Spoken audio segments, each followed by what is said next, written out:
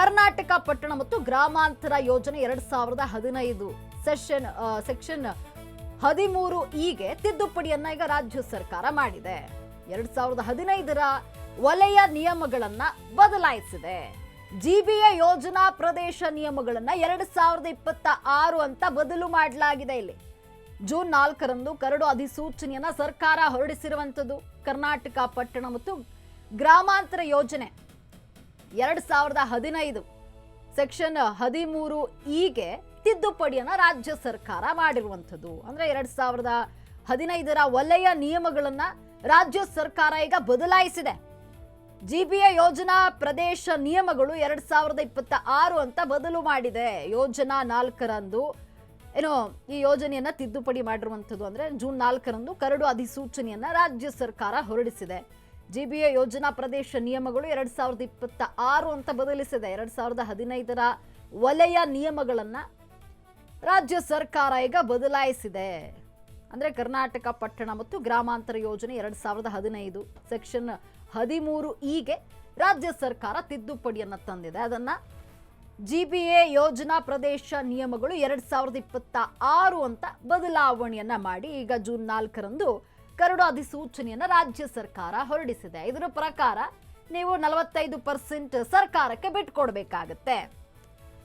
ಇನ್ನು ಡಿಕೆ ಸರ್ಕಾರದ 45% ಶಾಕ್ ಇದು ಏನು ಅಂತ ನೋಡೋದಾದ್ರೆ ನೋಡಿ, ಎ ಖಾತಾ ಅಥವಾ ಈ ಖಾತಾವನ್ನ ಹೊಂದಿರುವ ಗರಿಷ್ಠ 2000 ಚದರ ಮೀಟರ್ ಸೈಟ್ ಏನಾದರೂ ಇದ್ರೆ ಅಥವಾ ನಿರ್ಮಿತ ಆಸ್ತಿಯನ್ನ ಅಡೆತಡೆ ಇಲ್ಲದೆ ವಿಭಜನೆಯನ್ನ ಮಾಡ್ಕೊಳ್ಬಹುದು. ಅಂದ್ರೆ 2000 ಚದರ ಮೀಟರ್ ಸೈಟ್ ಏನಿದ್ರೆ 2000 ಚದರ ಇದ್ರೆ ಅದನ್ನ ನೀವು ಯಾವುದೇ ಅಡೆತಡೆ ಇಲ್ಲದೆ ವಿಭಜನೆ ಮಾಡ್ಕೊಳ್ಬಹುದು. ಆದ್ರೆ ನಿಮ್ಮ ಆಸ್ತಿ 2000 ಚದರ ಮೀಟರ್ಗಿಂತ 1 ಅಡಿ ಹೆಚ್ಚಿದ್ರೂ ಕೂಡ ಇಲ್ಲಿ ನೀವು ಅಂದ್ರೆ ಇಲ್ಲಿ ಕೊಡಬೇಕಾಗುತ್ತೆ. ಇಲ್ಲಿ ಸರ್ಕಾರಕ್ಕೆ 45% ಅನ್ನ ಕೊಡಬೇಕಾಗುತ್ತೆ. ಅಲ್ಲಿ ಏನಂತ ಬರುತ್ತೆ ಅಂದ್ರೆ ಪರಿಷ್ಕೃತ ಮಾಸ್ಟರ್ ಪ್ಲಾನ್ ಚಾಪ್ಟರ್ 6ರ ವಸತಿ ಲೇಔಟ್ ನಿಯಮ ಇಲ್ಲಿ ಅನ್ವಯ ಆಗುತ್ತೆ. 2000 ಚದರ ಮೀಟರ್ಗಿಂತ ಅಧಿಕ ಇದ್ರೆ 1 ಅಡಿ ಹೆಚ್ಚಿದ್ರೂ ಕೂಡ ನಿಮಗೆ ಇಲ್ಲಿ ವಸತಿ ಲೇಔಟ್ ನಿಯಮ ಅನ್ವಯ ಆಗುತ್ತೆ. ಹೊಸ ಬಡಾವಣೆ ಮಾಡುವಾಗ ಪಾಲಿಸಬೇಕಾದಂತಹ ನಿಯಮ ಇಲ್ಲೂ ಕೂಡ ಅನ್ವಯ ಆಗುತ್ತೆ.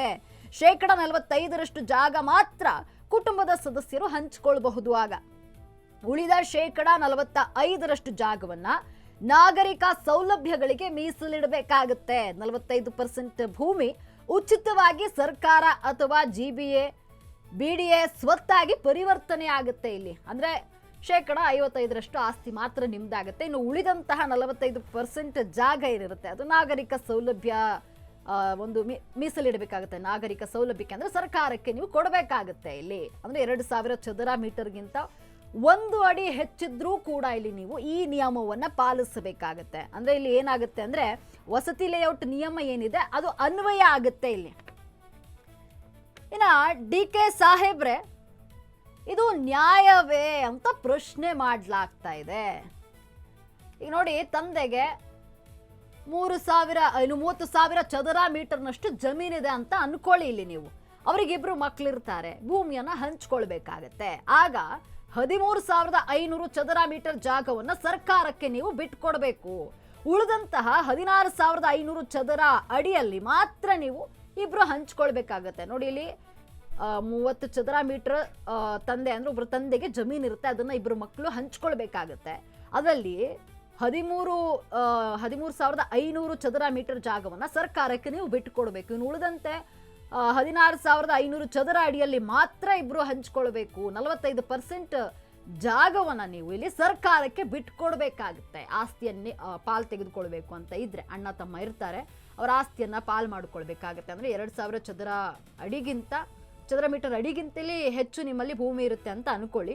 ಅವಾಗ ನೀವೇನು ಮಾಡಬೇಕಾಗುತ್ತೆ, ಸರ್ಕಾರಕ್ಕೆ 45% ಜಾಗವನ್ನ ಕೊಡಬೇಕಾಗುತ್ತೆ. ಈಗ ನೋಡಿ, 30 ಚದರ ಮೀಟರ್ ಜಾಗ ಇದೆ ಒಬ್ರು ತಂದೆಗೆ, ಅವ್ರು ಇಬ್ರು ಮಕ್ಕಳಿರ್ತಾರೆ, ಇಬ್ರು ಮಕ್ಕಳು ಹಂಚ್ಕೊಳ್ಬೇಕಾಗತ್ತೆ. ಈ ಒಂದು ಭೂಮಿನ ಅಥವಾ ಮನೆನೋ ಏನೋ ಹಂಚ್ಕೊಳ್ಬೇಕಾಗತ್ತೆ. ಆಗ ನೀವು 13,500 ಚದರ ಮೀಟರ್ ಜಾಗನ ಫಸ್ಟ್ ಸರ್ಕಾರಕ್ಕೆ ಬಿಟ್ಟುಕೊಡ್ಬೇಕು, ಸರ್ಕಾರಕ್ಕೆ ನೀವು ನೀಡಬೇಕು.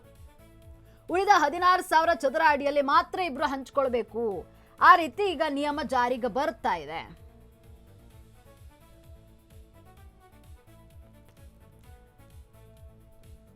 ನೋಡಿ, ಈಗ ಸರ್ಕಾರ ಪಿತ್ರಾರ್ಜಿತ ಆಸ್ತಿ ಮೇಲೂ ಕೂಡ ಕಣ್ಣಿಟ್ಟಿದೆ. ಡಿಕೆ ಶಿವಕುಮಾರ್ ಸರ್ಕಾರ ಒಂದು ವೇಳೆ 2,000 ಚದರ ಅಡಿಗಿಂತ ನಿಮಗೆ ಆಸ್ತಿ ಹೆಚ್ಚಿದೆ ಅಂತ ಅನ್ಕೊಳ್ಳಿ, 45% ನೀವು ಸರ್ಕಾರಕ್ಕೆ ಇಲ್ಲಿ ಬಿಟ್ಕೊಡ್ಬೇಕಾಗತ್ತೆ. ಆ ಪರಿಸ್ಥಿತಿ ಈಗ ಬರ್ತಾ ಇದೆ ನೋಡಿ.